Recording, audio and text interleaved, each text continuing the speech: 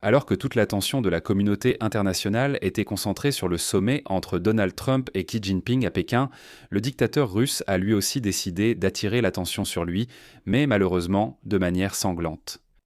La Russie a mené cette nuit la plus grande attaque aérienne depuis le début de la guerre. Plus de 1500 drones et plus d'une centaine de missiles ont frappé l'Ukraine en seulement 24 heures. Et les services de surveillance préviennent que ce n'est pas encore la fin de l'attaque massive contre les villes ukrainiennes, car certains missiles sont déjà chargés dans les lanceurs et n'ont pas encore été tirés. Actuellement, les secouristes ukrainiens dégagent les décombres d'immeubles résidentiels détruits lors d'attaques russes. Malheureusement, il y a des morts, des blessés et des disparus. Le président de l'Ukraine, Volodymyr Zelensky, a déjà annoncé un acte de représailles contre la Russie pour cette attaque. Nous allons analyser dans cette édition tous les détails de l'attaque sanglante de Vladimir Poutine contre l'Ukraine. Je m'appelle Alexei Pitchi, discutons ensemble de ce sujet. Mais avant de commencer, je vous demande de vous abonner à cette chaîne YouTube, de liker cette vidéo, de laisser n'importe quel commentaire sous cette vidéo et de vous abonner à ma chaîne Telegram Pitchi News. Le lien est dans la description de la vidéo.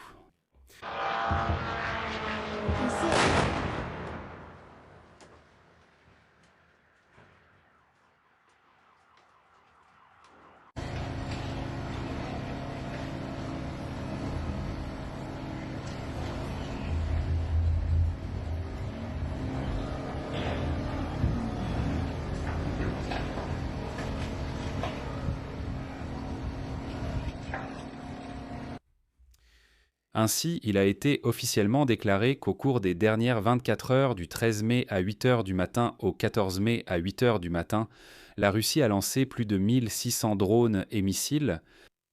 Pour comprendre, le précédent record avait été établi en mars 2026. À ce moment-là, la Russie avait lancé 948 drones en une journée. Maintenant, c'est 1600 pour être précis. Il y en a même 1650 et quelques. C'est-à-dire presque un doublement. Et ce n'est pas un hasard. Ce sont les conséquences de cette même trêve que Trump a imposée à l'Ukraine le 9 mai. C'est aussi un choix délibéré de Poutine pour attirer l'attention sur lui alors que tout le monde parle du sommet Trump-Xi Jinping à Pékin où il n'a pas été invité. En 24 heures, la Russie a lancé 2 vagues d'attaques. La première vague a eu lieu dans la journée du 13 mai avec environ 750 drones. La frappe a visé principalement les régions de l'Ouest et l'infrastructure ferroviaire. À ce moment-là, la Russie frappait le chemin de fer et les installations gazières et pétrolières de l'Ukraine. Украины. La deuxième vague a eu lieu dans la nuit du 13 au 14 mai. 675 drones, 56 missiles. La cible principale est la capitale ukrainienne, Kiev. De plus, après le départ du Premier ministre hongrois pro-russe Viktor Orban du pouvoir, l'attaque diurne des Russes a, pour la première fois depuis le début de la guerre, frappé Oujhorod, ville frontalière avec la Hongrie.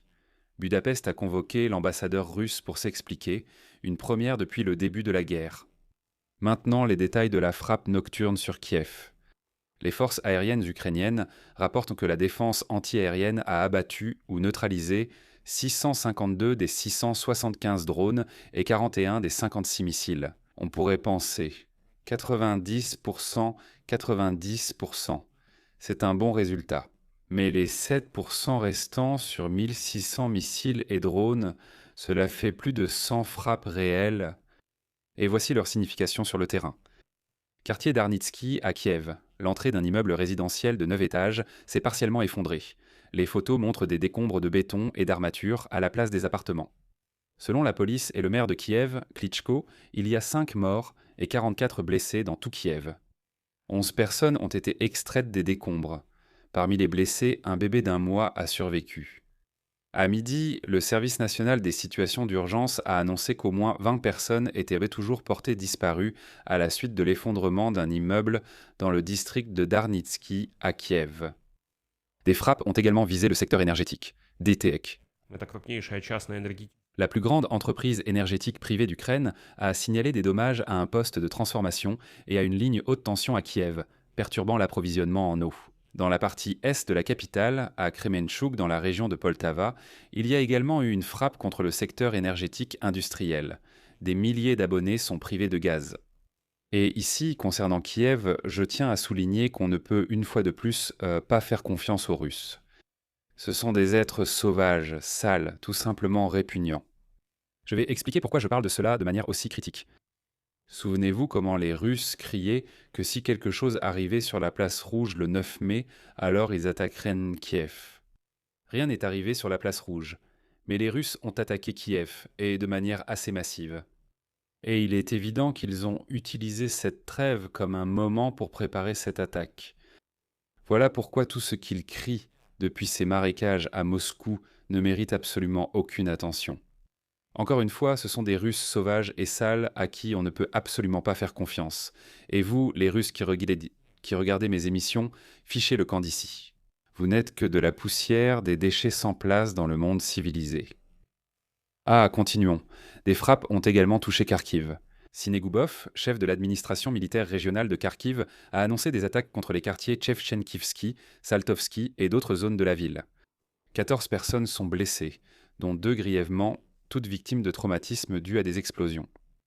Région d'Odessa, frappe sur l'infrastructure portuaire à Tchernomorsk, 2 blessés.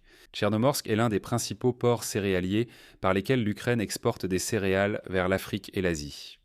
Une attaque contre ce port vise le marché alimentaire mondial. La Russie n'a pas choisi cette cible au hasard. C'est une vengeance pour la révélation de son commerce de céréales ukrainiennes volées qui ont été retrouvées en Turquie et en Israël.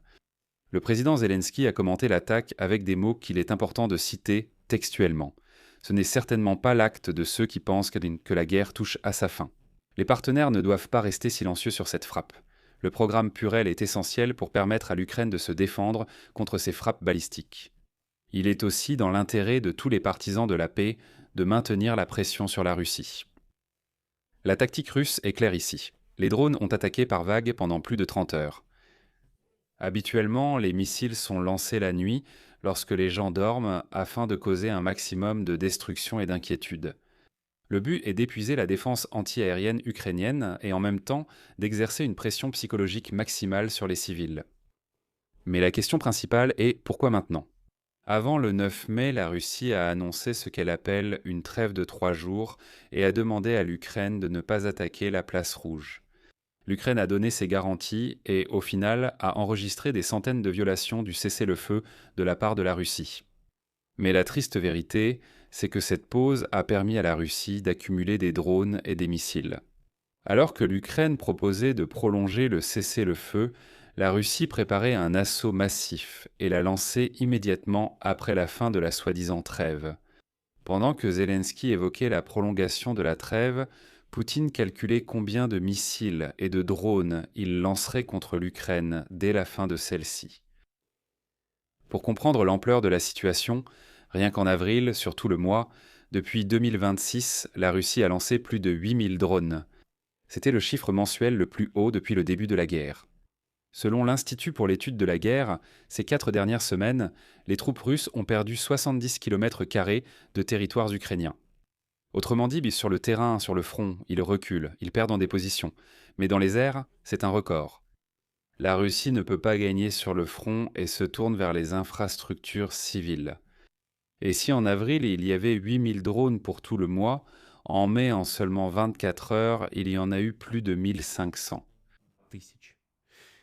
En 24 heures, 187 affrontements ont eu lieu sur le front.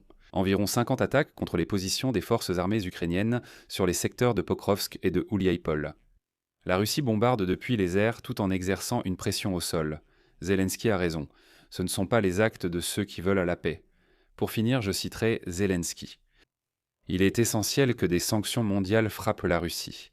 La responsabilité russe dans la guerre et notre pression par les sanctions doivent être totales.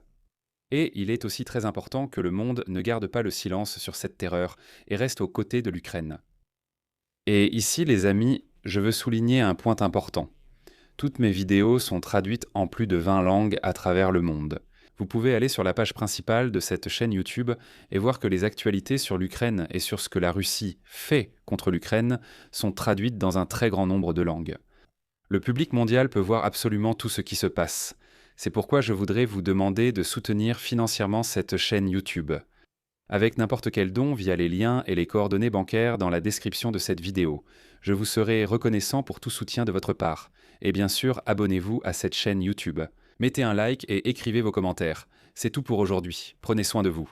Au revoir à tous.